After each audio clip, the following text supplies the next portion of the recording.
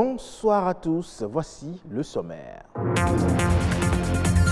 Le cœur, cet organe vital, est de plus en plus confronté à des problèmes liés au style de vie de l'homme, entre autres des palpitations, signe d'une hypertension probable.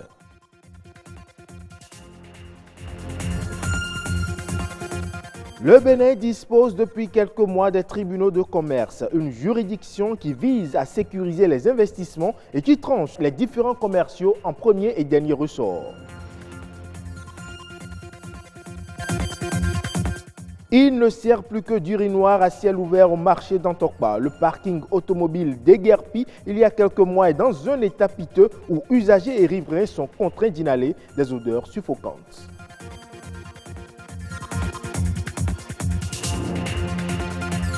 Les maladies du cœur sont des problèmes de santé de plus en plus récurrents au Bénin. Et au nombre de ces maladies figurent en bonne place les palpitations.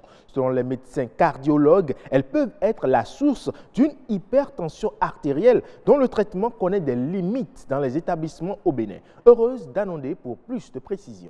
Il y a de temps en temps que je fais des palpitations et j'en ai parlé à mes collègues du laboratoire. Ils m'ont dit le mieux c'est de voir un cardiologue. Le rythme du cœur varie et les battements deviennent anormaux. Les palpitations, une sensation banale, mais qui peut être un signal d'alerte. C'est une cause fréquente de consultation aussi, la palpitation. Dès qu'on sent le cœur battre, on l'appelle les palpitations. Selon les personnes souffrant du mal, le cœur bat très fort ou encore le cœur cogne dans la poitrine. À mon niveau, c'est un peu plus accéléré. Ces expressions décrivent les manifestations des palpitations. C'est un symptôme qui peut cacher beaucoup d'autres maladies. L'hypertension, par exemple, peut se manifester par des palpitations, surtout des palpitations nocturnes, mais également beaucoup d'autres maladies. L'insuffisance cardiaque, l'insuffisance coronaire peuvent se manifester par des palpitations. Il faut donc reconnaître les symptômes afin d'y apporter des solutions au plus vite. Le mieux, ce n'est pas de traiter les palpitations, puisque les palpitations, c'est des symptômes. L'idéal serait de pousser plus loin, de savoir ce qui est à la base des palpitations et de traiter la cause même des palpitations. Je me disais dans un premier temps que c'est dû à l'activité ou au stress, du travail que je fais. Mais des fois, quand je suis même en congé, c'est continu. L'automédication dans ce domaine serait vraiment pas l'idéal. L'autre mal du cœur qui prend de l'ampleur dans notre société, c'est l'hypertension artérielle. Sur le plan épidémiologique, c'est-à-dire sur le plan de la fréquence des pathologies, c'est l'hypertension qui est de loin la première pathologie cardiovasculaire qu'on rencontre sous nos cieux. Les études antérieures réalisées par le service de cardiologie de CNHU montrent des prévalences entre 30 et 45%. Surtout parce que c'est une maladie qui évolue à bas bruit. Les hypertendus sont la plupart du temps asymptomatiques, c'est-à-dire qu'ils ne ressentent rien du tout.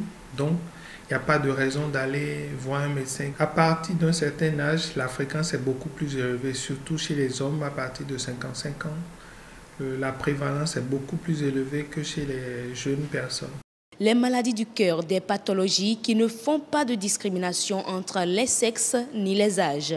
Jeunes et vieux y sont touchés. Les métiers de stress, c'est-à-dire les professions qui engendrent énormément de stress, peuvent faire augmenter la prévalence de la maladie. De plus en plus, on a des jeunes banquiers, la trentaine ou la quarantaine ou plus, qui ont déjà de l'hypertension artérielle et voire même des complications. On a des gens de moins de 40 ans qui font des accidents vasculaires cérébraux, qui est la complication la plus invalidante de l'hypertension artérielle. Les recherches sont très avancées dans le traitement de ces problèmes, mais au Bénin, malgré tous les efforts consentis par le personnel cardiologue afin de se doter d'un plateau technique adéquat, du chemin reste à parcourir pour réduire les évacuations sanitaires hors du territoire. La prise en charge des problèmes du cœur, surtout en phase terminale, coûte donc très cher en l'absence d'un système de prise en charge gratuite. Les différents commerciaux qui mettent aux prises les justiciables béninois et étrangers ne sont plus tranchés par les tribunaux de première instance. C'est désormais le tribunal de commerce de Cotonou qui connaît de ces différends en premier et dernier ressort. Ses rôles et ses attributions sont ici présentés par Maître Agathe Afugnon-Ago au micro de Clotaire Awekou. Le tribunal de commerce est venu combler un vide, répondre à un besoin qui était devenu vital. Le besoin d'une justice qui s'adapte aux affaires. Avant la création du tribunal de commerce, c'est les tribunaux de première instance qui comportent plusieurs chambres, comme vous le savez, statuant en matière commerciale, qui jugeaient donc des affaires commerciales et de tout ce qui relève aujourd'hui de la compétence du tribunal de commerce. Mais la difficulté, c'est que la procédure est la même et les procédures devant les tribunaux de première instance s'enlisaient. Vous pouvez faire 3 ans, 4 ans, 5 ans dans une matière commerciale en première instance sans décision. Un peu comme on observe dans les autres matières que le tribunal de première instance connaît. Donc, lorsque le tribunal de commerce a été créé, la loi a imparti un délai à ce tribunal-là pour rendre les décisions. À partir de la première audience, le tribunal dispose de 4 mois pour qu'une décision soit rendue. Et le tribunal de commerce de Cotonou respecte cette règle-là. Ce qui fait qu'aujourd'hui, il est très difficile à des parties de faire enliser un procès devant ce tribunal-là en jouant simplement du dilatoire. Et ça force même les avocats à dire à leurs clients, écoutez, je ne peux pas faire du dilatoire, proposer des solutions concrètes. Lorsque le différend apparaît et que votre client n'est pas en bonne posture, vous lui dites, écoutez, trouvez une solution. Nous ne pouvons pas tirer sur les délais. La loi a enfermé aujourd'hui le tribunal de commerce dans ce délai-là et les juges font en sorte que ça se fasse ainsi. L'ancien parking automobile du marché d'Antokpa, déguerpi il y a quelques mois, est aujourd'hui transformé en urinoir public. Conséquence, les vendeuses et les vendeurs et même les usagers fréquentant cet espace inhalent des odeurs nauséabondes à longueur de journée. Christian Devoti et Arnaud Adadja ont fait le constat. Une odeur constante de l'urine se mélange à l'air ambiant que respirent des passants devant le grand marché de Cotonou. Le parc triangulaire de Tokpa est-il devenu un vaste urinoir public? Des pisseurs ne sont pas gênés d'arroser les lieux de leur urine, même devant la caméra, à ce lieu aujourd'hui vidé de ces automobilistes. Depuis le temps qu'on a dégagé les gens sur le parc, ça sent beaucoup. Les gens viennent uriner sur le parc, les gens viennent chier, viennent les ordures. On n'est pas allé sur le marché. L'état où le marché est, c'est pas bon. Ils vont nous rendre malades. Ok, l'odeur, si la pluie tombe, l'odeur vient dans le marché, ils ne sont pas tranquilles. Des fois, il y a même les gens qui ne sont même pas, ils rentrent dans leur hangar et se cachent à cause de l'odeur. Nous prions l'État de vite valoriser l'espace dégagé. Cela fait maintenant un bon moment que la préfecture du littoral a fait quitter les conducteurs de taxi des lieux de façon précipitée. À ce jour, l'on se demande à qui cela incombe aujourd'hui d'entretenir cet ancien parking. Effectivement, le parc triangulaire était géré par la mairie de Cotonou, mais depuis un moment, je pense que c'est confié à la direction générale de la SOGEMA. Et la commune étant le prolongement de l'État, nous sommes tenus aux orientations, aux directives du gouvernement. Bien entendu qu'en attendant la panacée, les usagers, hommes et femmes, qui ne peuvent fréquenter Tantokpa sans traverser cet espace, doivent continuer de traverser le parking vidé en se pinçant à chaque fois les narines. Les acteurs de la chaîne pénale de l'Afrique de l'Ouest étoffent leur dispositif de lutte contre le blanchiment des capitaux. Cela à travers un cycle de formation dans le cadre du projet de renforcement des capacités dans la lutte contre le blanchiment des capitaux et le financement du terrorisme en Afrique de l'Ouest. Abidjan a abrité le séminaire. Reportage.